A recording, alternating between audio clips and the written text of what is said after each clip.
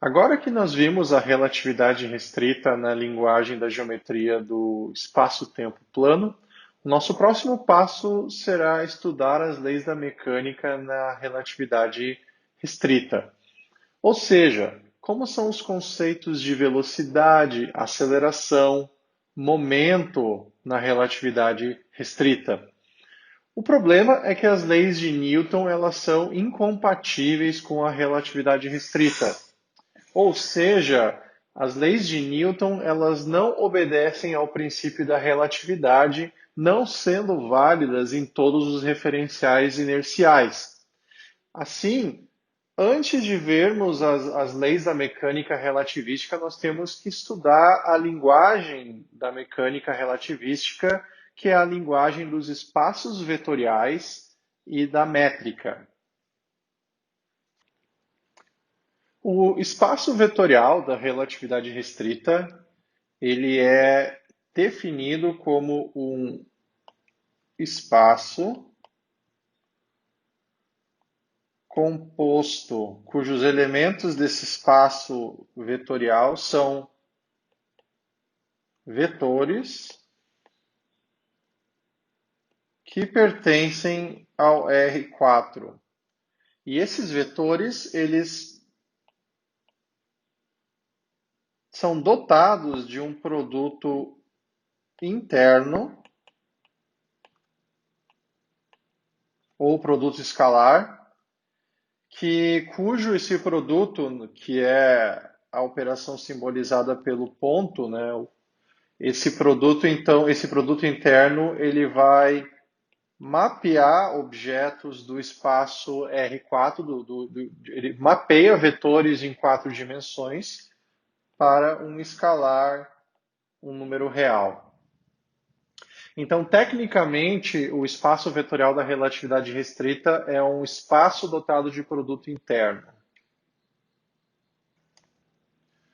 Nós vamos nos referir aos elementos desse espaço como eu vou chamar de quadrivetores ou algumas vezes tetravetores. E eu vou escrever eles da forma 4 vetores, mas eu vou me referir a eles como quadrivetores. E mais tarde no curso eu vou simplesmente chamar, ao invés de colocar o quadri antes, eu simplesmente vou me referir a eles como simplesmente vetores. Mas por enquanto, como ainda é um conceito novo no curso, eu vou continuar chamando de tetravetores ou quadrivetores explicitamente. E por que é importante?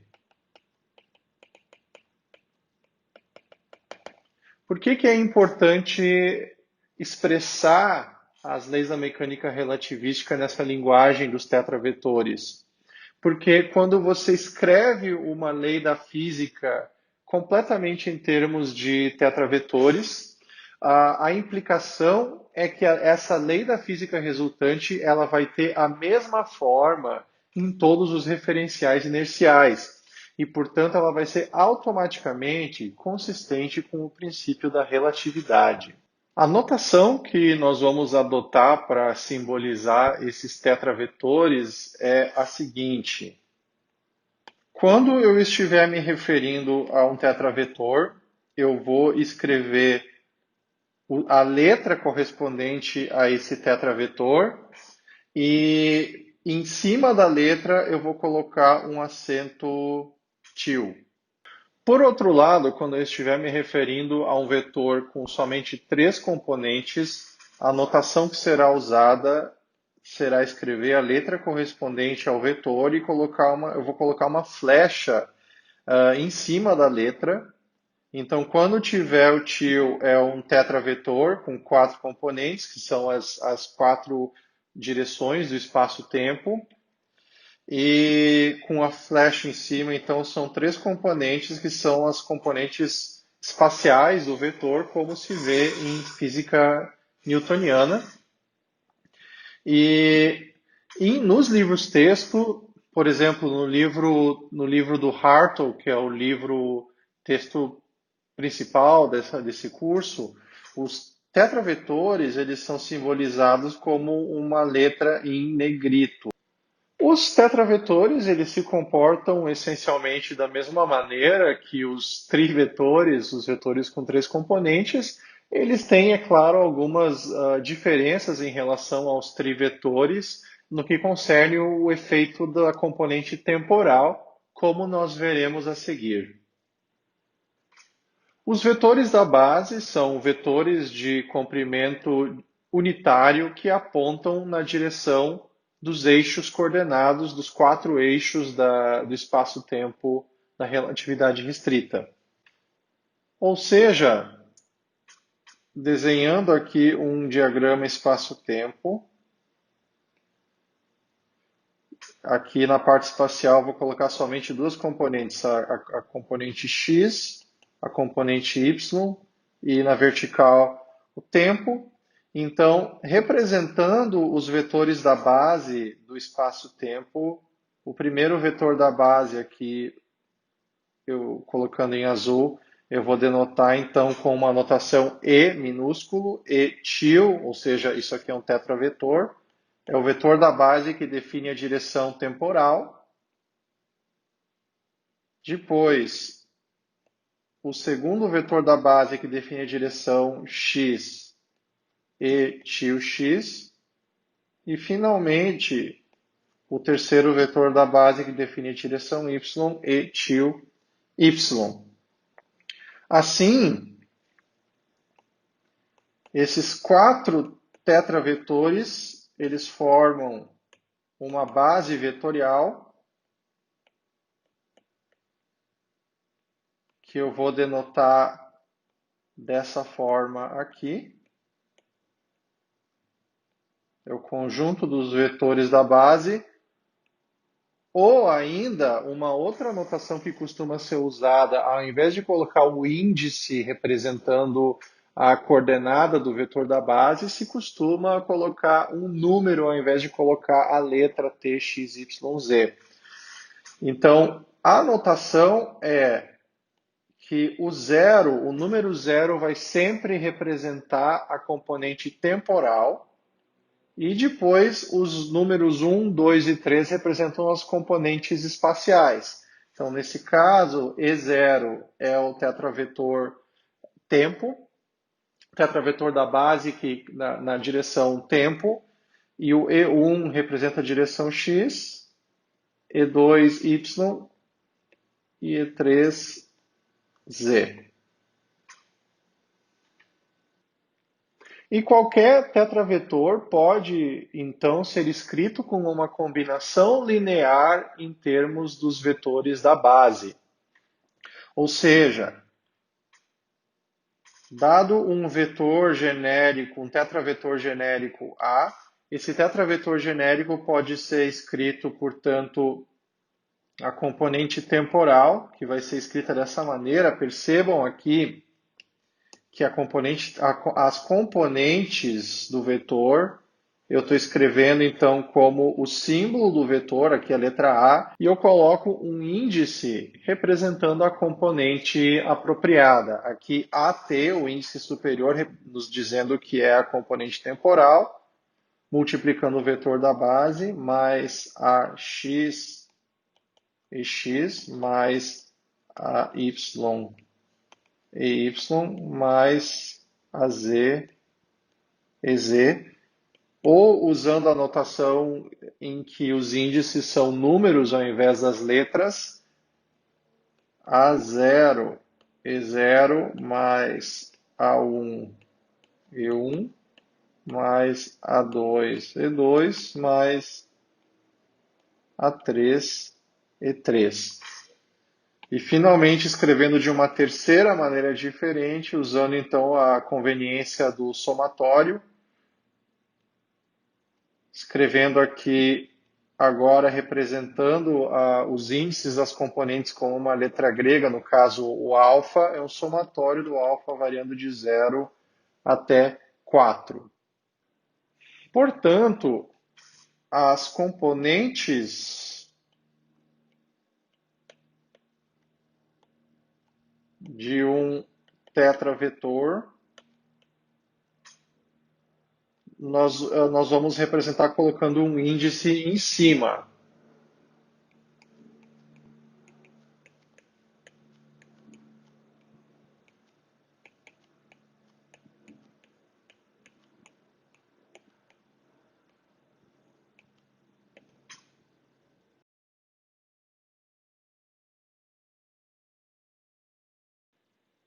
A convenção do somatório, também chamada de notação de Einstein, ela consiste do seguinte: quando você usar o mesmo índice de forma repetida, ele aparecer em cima e depois aparecer embaixo, ou vice-versa, aparecer embaixo e depois aparecer em cima, isso representa um somatório sobre todas as componentes envolvidas.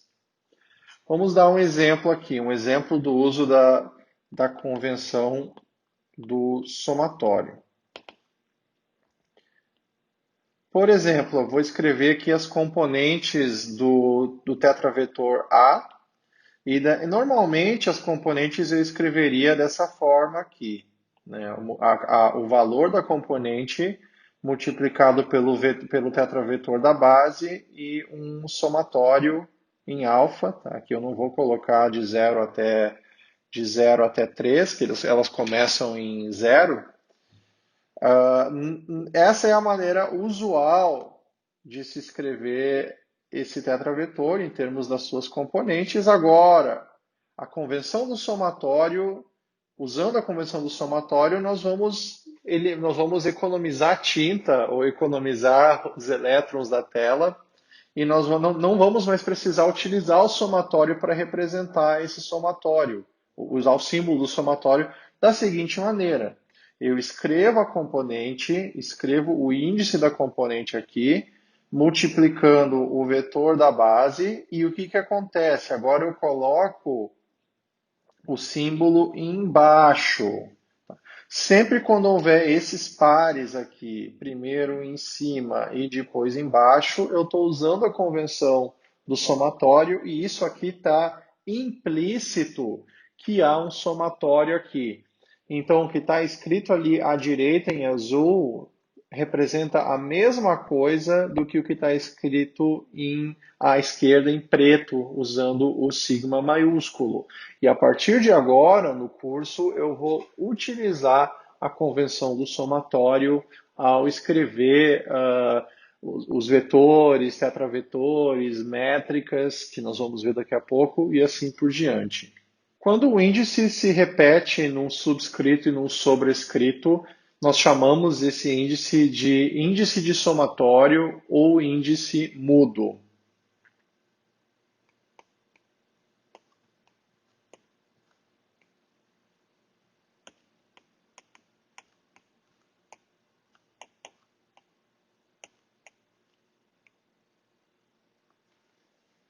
E no caso de um índice de somatório ou índice mudo, não importa qual letra grega nós utilizarmos. Então, alguns exemplos.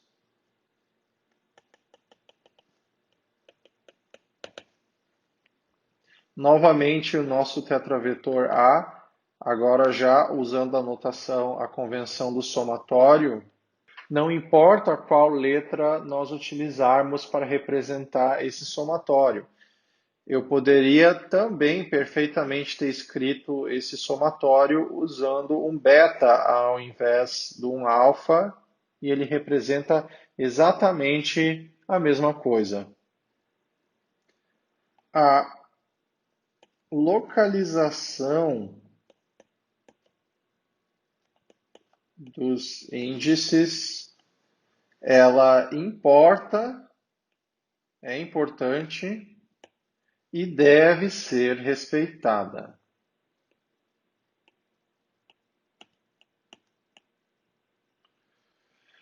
Por exemplo, se eu escrever essa quantidade aqui, a subíndice alfa vezes o tetravetor da base E aqui e colocar como subíndice um alfa também, isso aqui não é a convenção do somatório. Não há uma soma implícita aqui. Por quê? Percebamos aqui que importa onde que você coloca o índice. Isso tem um papel importante. É só quando tem um mesmo índice em cima, embaixo ou embaixo, em cima, é que isso representa a convenção do somatório. Os sobreíndices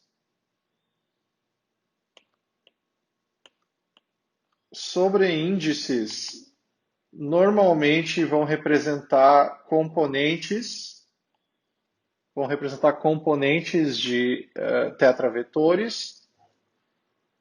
Subíndices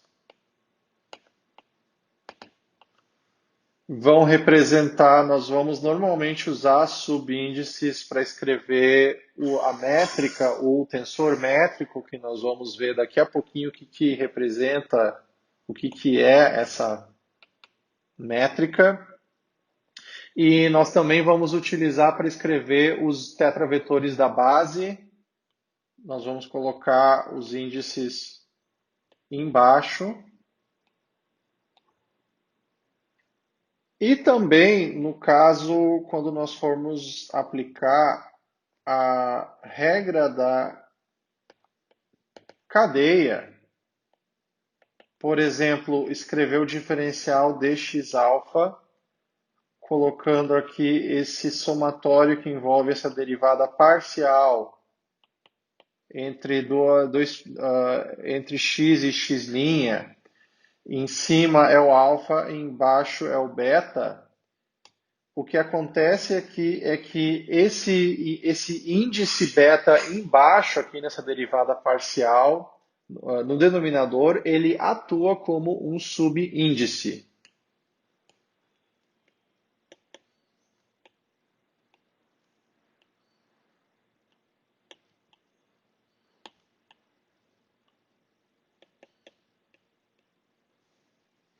Então, na regra da cadeia, o índice aparecendo no denominador da derivada parcial, ele vai efetivamente atuar como um subíndice. Índices que não estão em somatórios, nós nos chamamos eles de índices livres.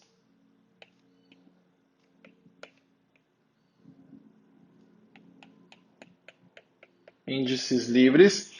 E a quantidade de índices livres tem que estar equilibrada nos dois lados da equação. Então, por exemplo, eu vou escrever uma equação envolvendo índices. Então, o que, que acontece? Do lado esquerdo, nós temos dois índices que não estão em somatórios aqui. Você veja que eles são índices diferentes, estão ambos embaixo. Eles não estão envolvidos, portanto, de acordo com a convenção do somatório, em um somatório. E o alfa e o beta vão ter que aparecer também na mesma posição que eles estão no lado direito da equação. Então, eu vou escrever dessa maneira e a equação está consistente, porque os índices livres eles aparecem em ambos os lados da equação. Neste caso, desta equação que eu acabei de escrever, na verdade, aqui começamos a ver o poder dessas notações que nós estamos utilizando, porque aqui eu escrevi, na verdade, um conjunto de equações que está representado com essa notação compacta. Aqui nós temos, na verdade, 16 equações que estão resumidas nessa linha G alfa beta igual a G beta alfa. O que, que eu quero dizer com isso? Fixando primeiramente o alfa em zero, nós temos G00 igual a G00. Depois, ainda fixando o alfa em zero e mudando o beta para 1, nós temos G01 igual a G 10, depois nós vamos ter G02 é igual a G20 e G03 é igual a G30. E variando agora o alfa para 1, nós temos G10 igual a G01, nós vamos ter G11 é igual a G11, nós vamos ter G12 é igual a G21 e nós vamos ter finalmente G13 é igual a G31 e assim por diante para os valores de alfa 2 e 3. Tá? Demonstrando então o grande poder econômico que essa notação nos propicia. E perceba que você tem a liberdade de escolher os índices que você desejar, as letras que você desejar para escrever os índices, desde que você respeite essas regras que eu expliquei com relação à convenção do somatório e à questão dos índices livres. Então, por exemplo, de acordo com levando em conta essa liberdade que nós temos para escrever os índices, se eu escrever repetindo aquela equação que eu escrevi anteriormente, tá? Por enquanto não é importante o que essa equação representa, é só a equação em si como um exemplo das regras de uso dos índices, dos vetores. Escrevi essa equação. Tá? Agora, suponhamos que eu quisesse, ao invés de beta, eu quisesse substituir o beta pelo delta. Tá? Então, eu poderia simplesmente escrever G alfa delta, só que eu tenho que tomar o cuidado de substituir o beta por o delta em todos os lados, em ambos os lados da equação, e, portanto, essa equação aqui ela está correta. Por outro lado, se eu escrever agora um segundo exemplo de equação, um G alfa beta, e agora eu escrever aqui, por exemplo, G alfa gama, tá? Qual que é o problema com essa equação aqui? Qual que é o problema? O problema dessa equação é que os índices livres não estão equilibrados em ambos os lados da equação. Ou seja, temos dois índices livres, alfa e beta, e esse beta e esse alfa também tem que aparecer embaixo no lado direito, mas vocês vejam que o beta desapareceu. Então, como não estão equilibrados, essa equação ela está incorreta. Mais exemplos, então, vamos treinar o que nós aprendemos sobre a notação dos índices, convenção do somatório, os índices mudos e os índices livres agora. O primeiro exemplo, eu escrevi essa primeira equação aqui, e a minha pergunta é quantas equações que estão escritas ali? Tem 4 equações. O índice beta ele é um índice mudo, então, portanto, nós temos um somatório, e o gama está livre para mudar.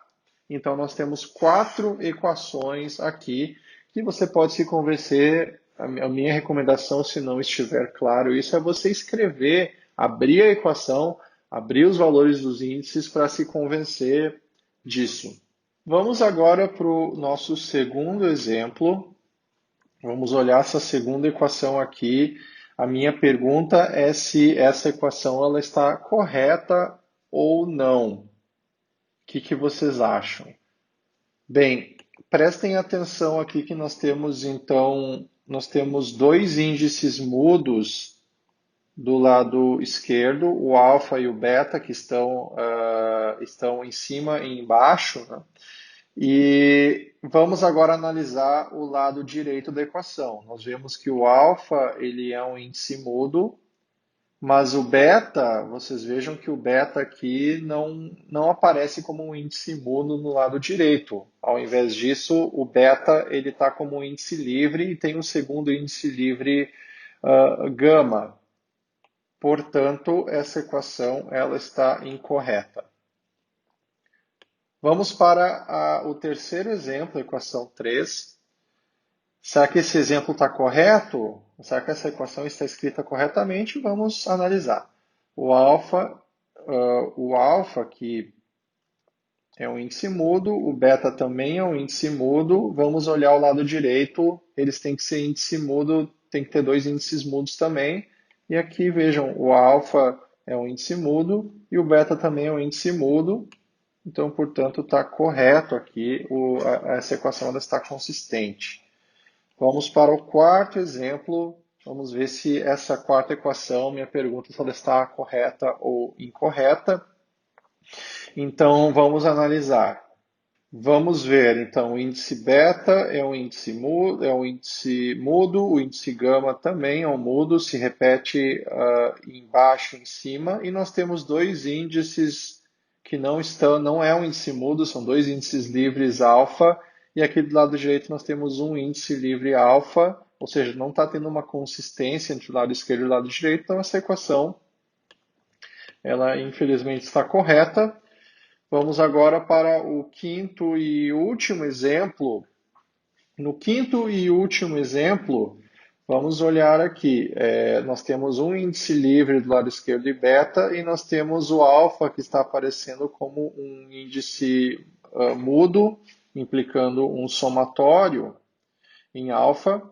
E olhando o lado direito, nós vemos que o beta aparece aqui, mas daí você tem um outro beta, um segundo beta aparecendo também como um índice mudo. Então não está tendo uma consistência entre o lado direito e o lado esquerdo da equação.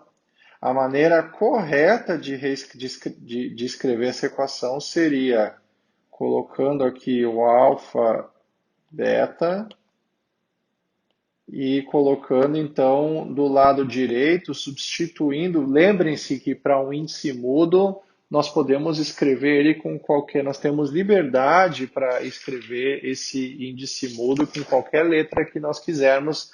E se estiver sendo usado letra grega, você tem que respeitar e continuar usando uma outra letra grega.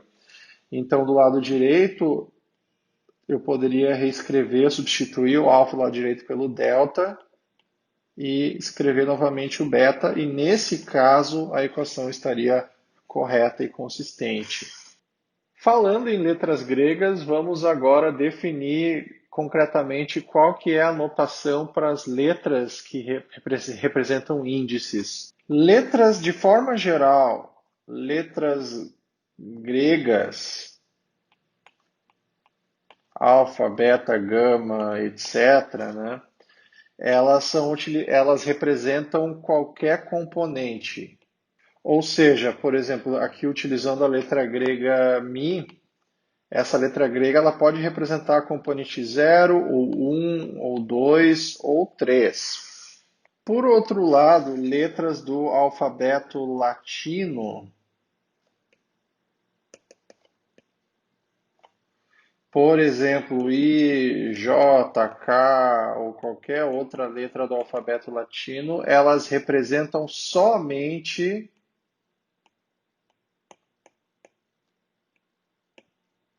componentes espaciais.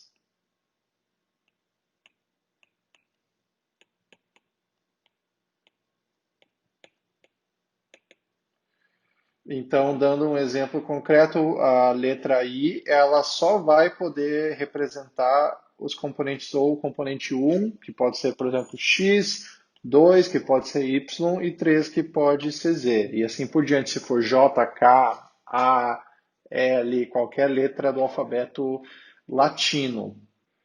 Para se especificar completamente um tetravetor genérico A, é necessário especificar tanto as componentes desse tetravetor, AMI, e também os vetores da base.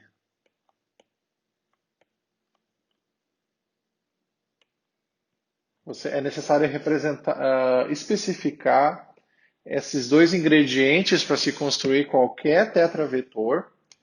E os vetores da base, eles representam fisicamente um referencial inercial. Então, os vetores da base definem um referencial inercial. Existem diferentes formas de se escrever as componentes de um tetravetor, e aqui eu vou listar as diferentes formas que eu utilizarei alternadamente ao longo do curso. Então, além de usar a forma genérica com um sobreíndice alfa, com uma letra grega que vai varrer todas as componentes 0, 1, 2, 3. Nós também podemos escrever as componentes colocando entre parênteses e colocando as letras que representam as componentes.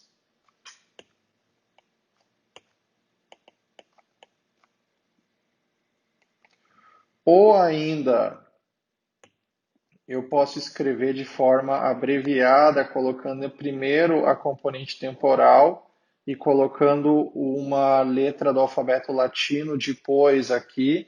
E daí aqui está implícito que escrevendo dessa forma, essa segunda parte aqui, ela varre, ela representa a parte espacial do meu tetravetor. E uma terceira forma de escrever mais sucinta é colocando aqui a parte temporal explicitamente e representando a parte espacial como o trivetor, porque eu coloquei a seta em cima da letra. Tá? Então, essas são diferentes maneiras de se escrever as componentes de um tetravetor. E, além disso, tem ainda uma outra maneira de se escrever um tetravetor que alguns autores utilizam algumas vezes, que é escrever o tetravetor, colocar aqui uma seta e indicar em qual referencial embaixo da seta onde você está representando as componentes, porque o vetor, o tetravetor fisicamente representa algo físico que é a mesma coisa em todos os referenciais, mas as componentes vão mudar, os valores das componentes vão mudar de acordo com o referencial onde você expressar esse tetravetor. Então, essa notação ela explicitamente indica em qual referencial você está escrevendo os valores das suas componentes. Aqui eu vou colocar um valor genérico. Então, em particular, essa notação é utilizada no livro-texto do Bernard Schutz.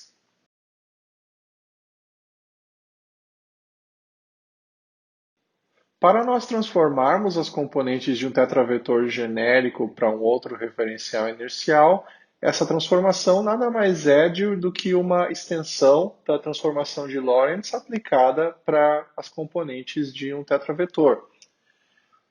Em outras palavras, vamos repetir aqui a transformação de Lorentz. Tá, essa aqui é repetindo a transformação de Lorentz na configuração padrão entre dois referenciais inerciais. E percebam que isso aqui, a transformação de Lorentz, ela nada mais é do que a transformação de Lorentz aplicada para o vetor posição de um certo vetor posição. E percebam que aqui eu já estou usando a notação na qual as unidades nas quais C é igual a 1. Já estou usando aqui o C desapareceu das equações, ele desapareceu porque o meu C é unitário. Eu estou usando unidades nas quais o C é unitário. Então, fazendo a extensão para as componentes de qualquer tetravetor, nós aplicamos as mesmas transformações de Lorentz. Agora vamos considerar um tetravetor genérico A, como é que nós fazemos para transformar para o referencial S' as componentes desse tetravetor A da seguinte maneira.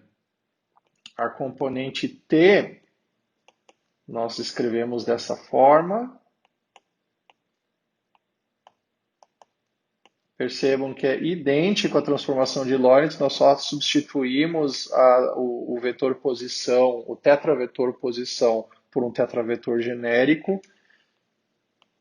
Da mesma maneira, agora a componente x.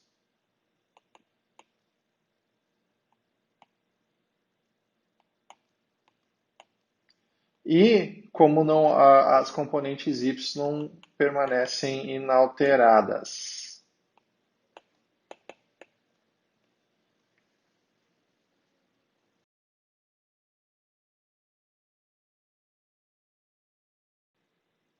Vamos agora falar sobre o produto escalar O produto escalar ele vai mapear nesse espaço vetorial sobre o qual nós estamos falando. O produto escalar ele vai ser uma operação que vai mapear os vetores de 4 dimensões num escalar, como nós já falamos. E se o produto escalar de todos os vetores da base for conhecido, então nós podemos escrever o produto escalar da seguinte maneira. Primeiramente, escrevendo um primeiro tetravetor genérico A, em termos das componentes, vamos escrever esse primeiro tetravetor dessa forma.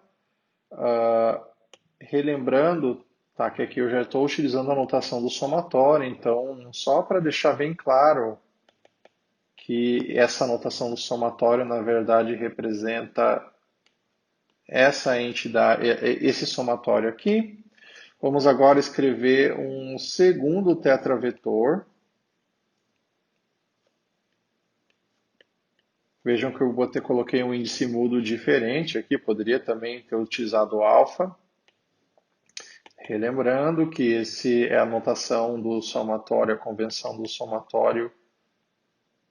O que eu realmente quero dizer aqui é isso. Pois bem, vamos agora escrever o produto escalar entre esses tetravetores. Esse produto escalar ele vai ser escrito dessa forma aqui. Escalar B beta e subíndice beta, o vetor da base, né? Então, nós podemos escrever aqui o vetor da base, prosseguindo na operação, o produto escalar vai operar, então, entre os vetores da base. Então, vamos escrever o produto escalar entre os vetores da base. Certo. Então, vocês percebam que aqui tem um somatório duplo, né? Tem um primeiro somatório que está ligado ao índice mudo alfa e tem um segundo somatório que está ligado ao índice mudo beta. Nós podemos escrever finalmente, então, esse produto escalar, que agora eu vou introduzir uma nova notação. Eu vou chamar esse produto escalar entre os vetores da base com a letra G, subíndice alfa beta, um índice para cada vetor da base, e, portanto, a nova notação que eu vou introduzir agora é escrever esse produto escalar como G alfa beta, A superíndice alfa, B superíndice beta. Essa aqui é a nova notação que eu introduzo a partir de agora. Isso aqui, então, é o produto escalar, a maneira como nós escrevemos o produto escalar nesse espaço vetorial ou produto interno, onde o G alfa beta ele está sendo definido, como eu mencionei, como o produto escalar entre os vetores da base. Esse G alfa beta vai ser uma quantidade bastante importante e crucial daqui em diante no curso. Nós vamos chamar esse G alfa beta de métrica. Se nós conhecemos a métrica, nós conhecemos todos os produtos escalares entre os vetores da base do nosso espaço. Para calcular o valor de G alfa beta, nós vamos considerar o comportamento de um certo tetravetor. E que tetravetor é esse que nós vamos considerar? Vai ser o tetravetor delta x, que nada mais é do que um vetor que representa o deslocamento ou a distância em 4 dimensões. Ele é o tetravetor deslocamento entre dois eventos quaisquer. Distância em 4 dimensões entre dois eventos. Vamos então calcular as componentes desse tetravetor deslocamento, que são, na verdade, ΔX, as componentes ΔX alfa. Vamos lá então. Vamos primeiramente, para a gente calcular as componentes, eu vou calcular aqui o produto escalar do ΔX com ele mesmo. Então, esse ΔX aqui, na verdade, esse produto escalar aqui, ele vai dar, eu vou chamar isso aqui de ΔS ao quadrado, que é igual, de acordo com a regra do cálculo do produto escalar que nós vimos acima, vai ser igual a G alfa beta, delta x alfa, delta x beta, né?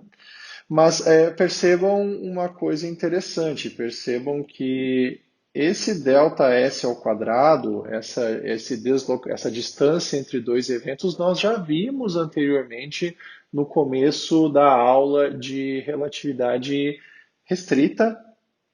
Nós já vimos isso aqui, nós já vimos esse ΔS ao quadrado aqui como a distância no espaço-tempo entre dois eventos.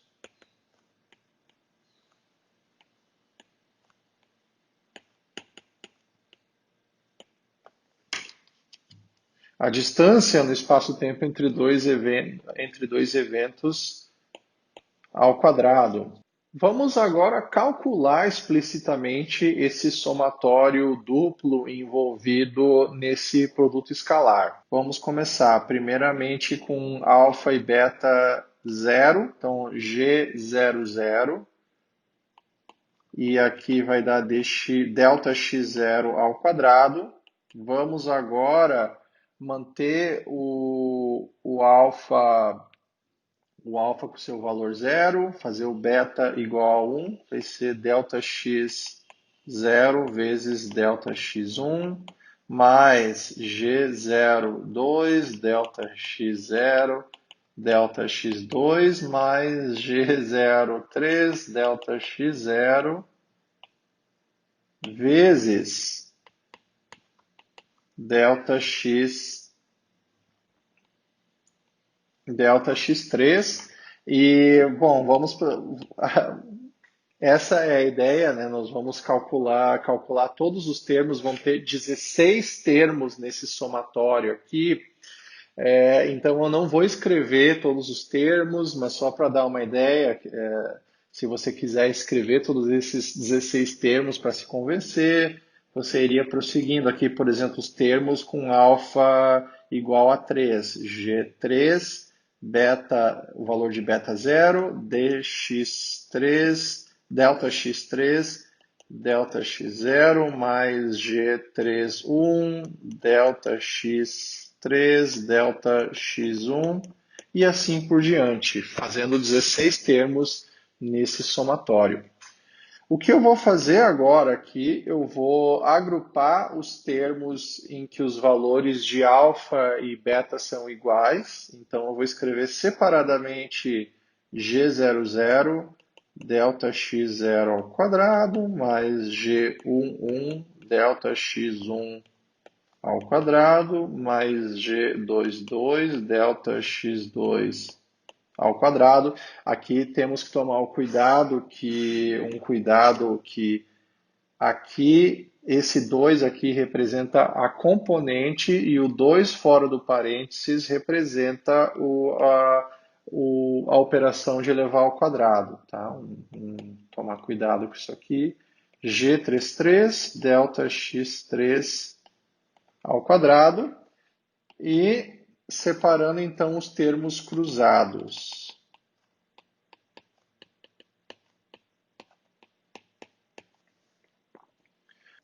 Mas nós já vimos anteriormente que o ΔS ao quadrado, a distância no espaço-tempo entre dois eventos, nós já vimos lá no início da aula Nós vimos que, por definição, esse ΔS ao quadrado, ele é igual a menos ΔT ao quadrado mais ΔX ao quadrado, mas agora usando a notação das letras latinas, das letras do alfabeto latino para as coordenadas. Nós vimos lá atrás que esse deslocamento do espaço-tempo ele é escrito dessa maneira, e nós usamos isso aqui para induzir o elemento de linha do espaço-tempo plano na relatividade restrita. Então, o que nós podemos fazer é, comparando essa expressão que nós já vimos para o ΔS ao quadrado, comparando com a expressão aqui em cima em vermelho, fazendo essa comparação aqui, nós imediatamente podemos identificar quais que são os valores das componentes da métrica, os valores G00, G01, G01, e qual que é a nossa conclusão fazendo essa comparação. A nossa conclusão é a seguinte, que vocês já devem estar antevendo qualquer conclusão. A conclusão é que todos os termos cruzados da métrica vão ser igual a zero, ou seja, G alfa beta vai ser zero quando alfa for diferente de beta. E nós podemos, então, olhando para a expressão em amarela, ler quais são os valores dos termos diagonais. O que são esses termos diagonais? Os termos nos quais G alfa beta, o valor de alfa é igual ao valor de beta. A melhor maneira de organizar esses 16 valores que representam a métrica é na forma de um arranjo matricial, de uma matriz.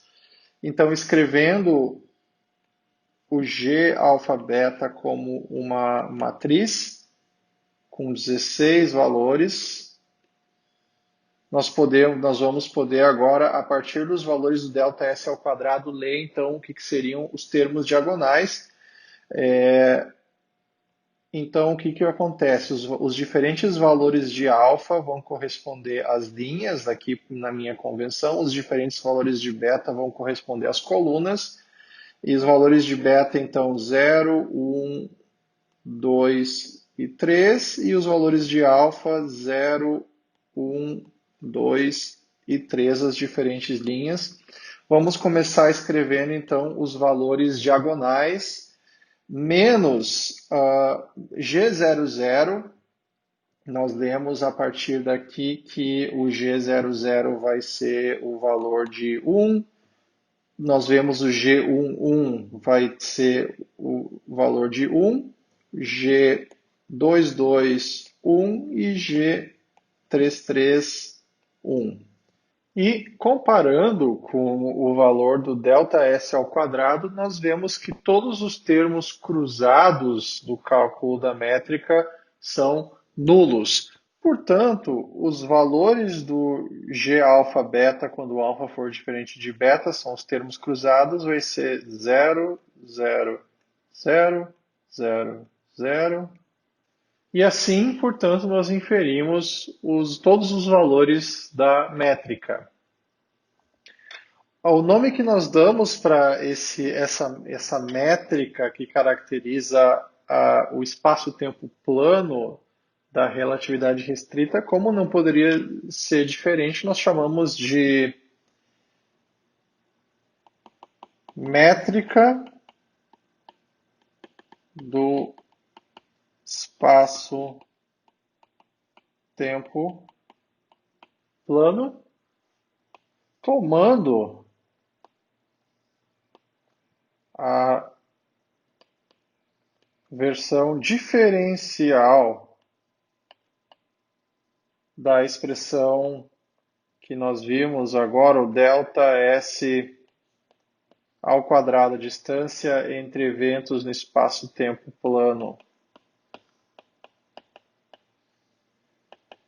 que é G alfa beta, delta x alfa, delta x beta. Se nós pegarmos agora, tomarmos a versão diferencial desse delta, transformar esse delta num diferencial, num d, nós temos um ds ao quadrado, g alfa beta, dx alfa, dx beta. E assim, portanto, nós inferimos o elemento de linha do espaço-tempo plano.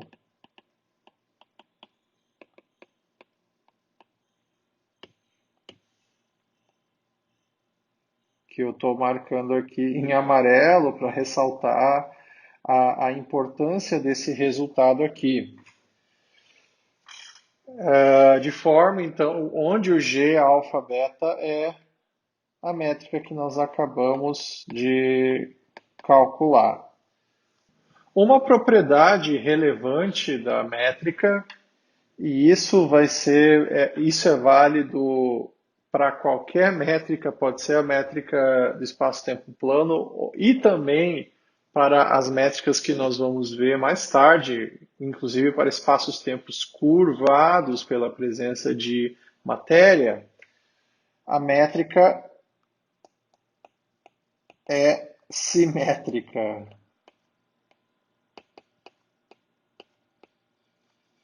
O que isso quer dizer é que se você pegar o G alfa beta, que como nós vimos é definido como produto escalar de dois vetores da base do espaço vetorial, bem, dada a propriedade do produto escalar, nós sabemos que se nós trocarmos a ordem dos fatores aqui, não muda o resultado do produto escalar, porque o produto escalar ele é comutativo. E, portanto, G alfa beta é igual a G beta alfa.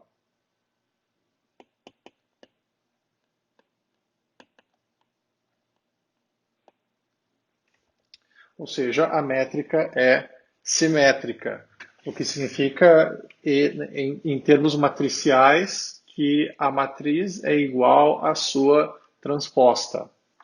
A métrica do espaço-tempo plano, ela é tão importante na relatividade geral que nós temos um nome especial e uma notação especial. Nós denotamos a métrica do espaço-tempo plano por eta AB, que é igual a essa métrica que nós acabamos de ver, e nós chamamos essa métrica do espaço-tempo plano, nós também chamamos ela de métrica de Minkowski.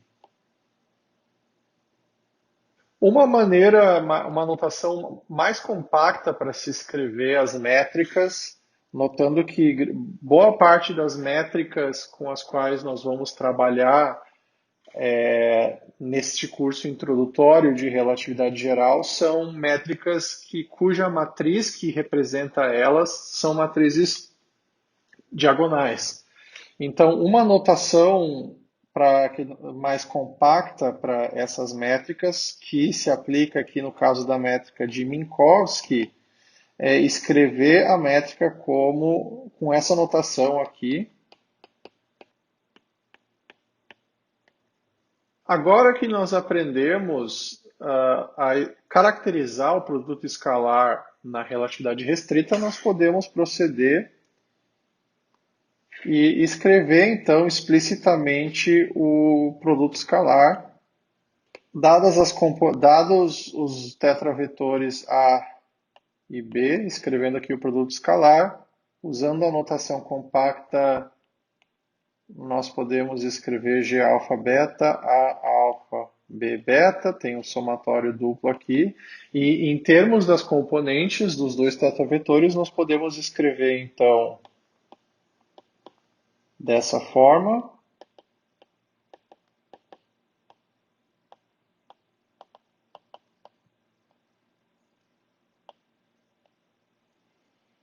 que é equivalente a nós escrevermos dessa forma aqui.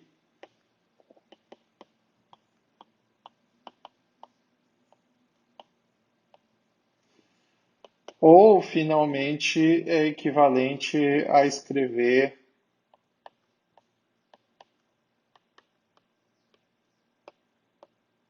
dessa forma aqui, levando em conta os trivetores associados aos tetravetores, que são a parte espacial dos tetravetores. Eu vou deixar como um exercício, que é um exercício interessante, demonstrar que o produto escalar é um invariante. Ou seja, o produto escalar ele vai ter o mesmo valor em todos os referenciais inerciais.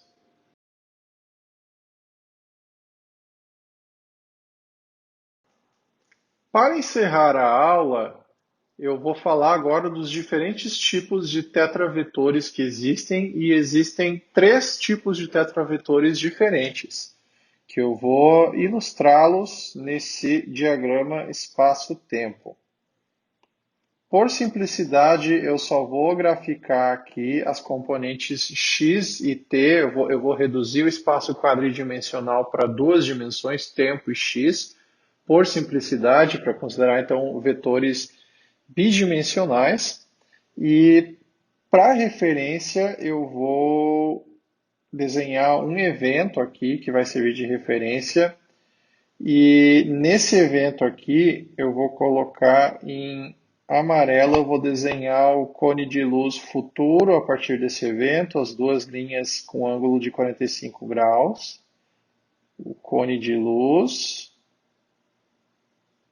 Ok, agora que eu desenhei o cone de luz, eu vou graficar os diferentes tipos de tetravetores que existem. Então, para começar, o primeiro tipo de tetravetor é um tetravetor que a gente chama do tipo nulo, e esse tetravetor são vetores que apontam na direção do cone de luz, tá? São vetores que são paralelos a raios de luz, paralelos às linhas de mundo de raios de luz. E para um tetravetor do tipo nulo, o produto escalar de um tetravetor desses vai ser igual a zero. Ou então o tetravetor poderia estar apontando para cá. Tá, esses aqui são tetravetores do tipo nulo.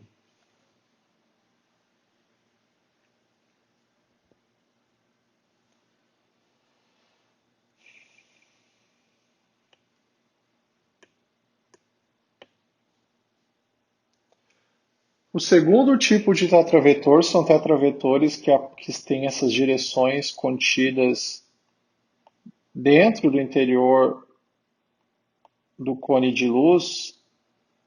Aqui são alguns exemplos desses tetravetores.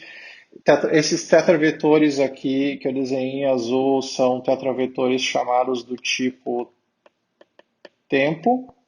E tetravetores do tipo tempo, ou em inglês time-like, são tetravetores cujo o produto escalar dele com ele mesmo dá negativo.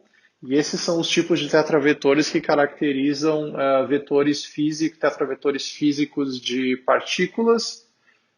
Por exemplo, um elétron se movendo, um próton, enquanto que o tetravetor nulo caracteriza tetravetores associados a fótons, a gravitons, a bósons de maneira geral. E, finalmente, eu vou desenhar em verde o terceiro tipo de tetravetor, que aqui eu vou desenhar, então, como eu falei, em verde. Esses tetravetores que estão apontando em direções que estão fora do cone de luz nós chamamos de tetravetores do tipo espaço. E o produto escalar correspondente é positivo.